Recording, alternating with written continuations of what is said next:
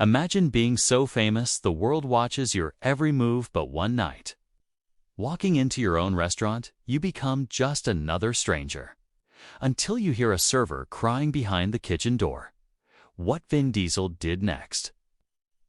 It flipped the entire staff, the city, and the media upside down. Don't scroll without subscribing. This story is about real power, hidden kindness, and the kind of twist that only real life can write. It was supposed to be an ordinary evening, or at least as ordinary as it could be for global action star Vin Diesel, who, despite his fame, fortune, and fan base, often craved the simple pleasures of life, like a quiet meal, unnoticed, undisturbed. His name had been used to brand restaurants in several major cities, but the one closest to his heart was tucked quietly on a cozy block in downtown Los Angeles. Diesel's Garage and Grill, a place that combined high-octane car culture with top-tier cuisine and warm, unpretentious service. It had been over 6 months since he'd walked through those front doors. Choosing to observe from afar, watching the security footage and reading staff reports like a CEO, but never interacting directly. That night, wrapped in a hoodie, worn jeans, and sunglasses, despite the twilight, he decided to step inside unannounced. No fanfare, no entourage. Just him, breathing in the smoky scent of grilled steak and wood-fired flatbreads.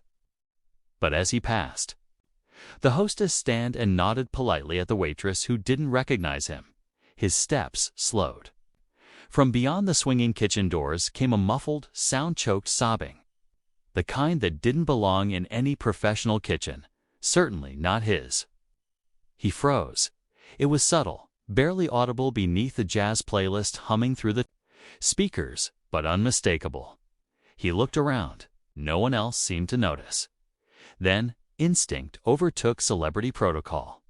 He slipped behind the counter, pushed gently through the door, and stepped into a world he thought he knew only to find. A young woman sitting on the cold tile floor, clutching her apron, face buried in her hands. Her nama tag read Leela. She gasped when she looked up and realized who he was.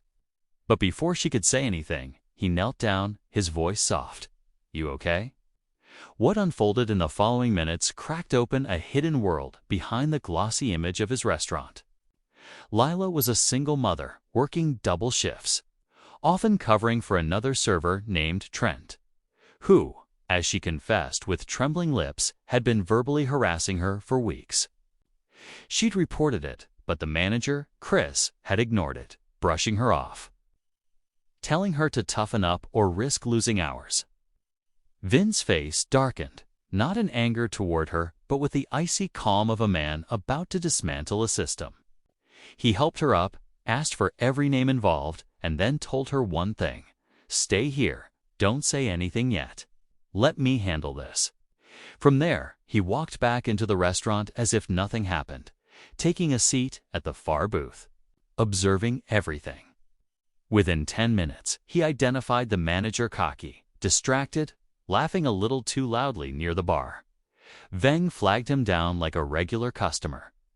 Chris came over, smugly introducing himself, still clueless. "Can I get you started with a drink?" he asked. Vin slowly pulled down his hoodie and removed his sunglasses. The color drained from Chris's face. "We need to talk," Ving said. What followed was not a scene not yet, but a surgical strike. Veng asked pointed questions about staff treatment, specifically about Leela, and Chris's answers were dodgy at best. Veng stood, thanked him for his hospitality, and walked straight into the kitchen. Gathering the entire staff, he introduced himself not as the actor, not as the star, but as the owner. "Some of you may know me, but tonight, I'm not here as Vin Diesel. I'm here as a man who won't allow disrespect under his roof." Then, with Lila by his side, he revealed everything. The staff was stunned. Some were supportive. Others, like Trent, were less so. Trent tried to protest, but Vin silenced him with one sentence: "You don't work here anymore." Chris tried to salvage his job, pleading for a second chance.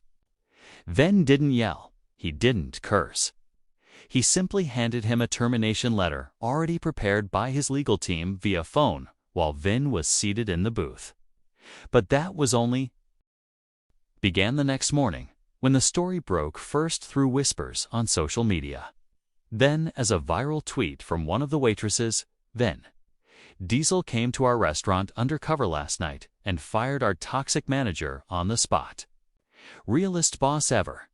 The post exploded. Media outlets picked it up. Headlines like Fast and Furious star brings justice to LA eatery dominated the news cycle. But Vin wasn't interested in publicity. He was interested in change.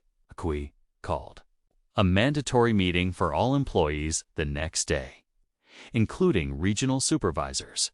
Brought in a team of HR specialists and legal advisors to implement new policies for workplace safety, whistleblower protection, and grievance handling. Lila was promoted to floor supervisor, not as a pity gesture, but because she knew the team, the system, and the stakes better than anyone. That week, the restaurant saw record-breaking business, but it wasn't the burgers or the steak. It was because people came for something more: integrity, protection, dignity. Customers left notes for Lila. A local news team tried to interview her, but Vin made sure she had full control over her story. Quietly, without press, he paid off the rest of her student loans and arranged for her child's daycare tuition to be covered for the next 2 years. But the real twist came when one of the former line cooks reached out to Vin through a private letter. The cook revealed that the toxicity had been deeper than anyone suspected. Chris had not only ignored complaints, but had pocketed tips, falsified records, and even manipulated schedules to punish certain staff. Vin handed everything over to a legal team. An investigation was launched. Within a month, lawsuits were filed, and Vin's legal team ensured restitution was paid to every wronged employee. But this isn't just a story about firing bad people. It's about building better. Revealed Vin's larger plan. Inspired by what he saw, he launched a foundation called Driven with Dignity, aimed at protecting restaurant and hospitality workers from abuse, discrimination, and exploitation. He partnered with culinary schools to offer scholarships, opened a hotline for workers facing harassment, and even started a YouTube series spotlighting untold stories of restaurant staff across the nation. In one episode, Lila was featured, not as a victim, but as a warrior. The video was raw, powerful, and deeply emotional. Comments flooded in. "She's a hero." "This made me cry." "Vin Diesel doing this." Instant respect. And just when people thought the story had reached its dropped, literally. One night, weeks later, 5 black SUVs pulled up to a quiet street near Inglewood. Neighbors peeked out, thinking it was a celebrity drive-by, but no paparazzi followed. Out stepped Vin Diesel with his team and walked up to a modest home. Lila opened the door, stunned. "I wanted to do this in person," Vin said. He handed her a folder.